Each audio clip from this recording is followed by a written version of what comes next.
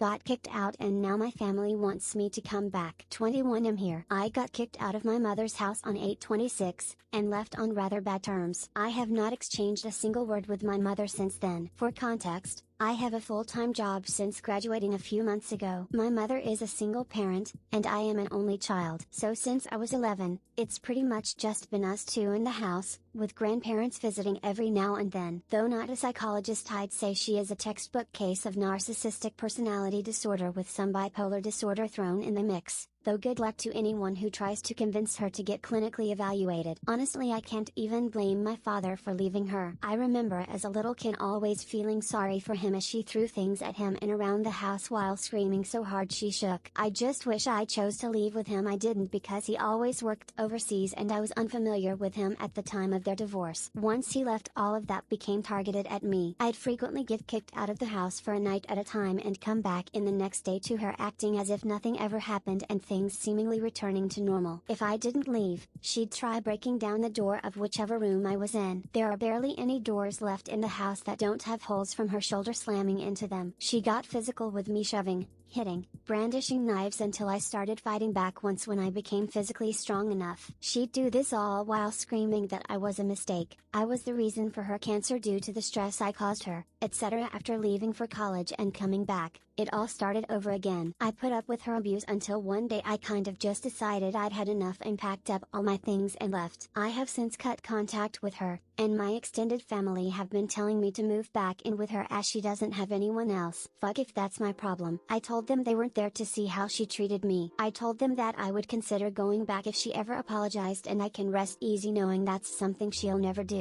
For the first time other than leaving for college, I feel like so much weight has been freed up. I'm renting an apartment with a few close friends, and going out with them after work is quickly starting to become some of my favorite memories. My only regret is the effect this is having on my grandparents. They seem heartbroken that I've left and the fact that their daughter is living alone.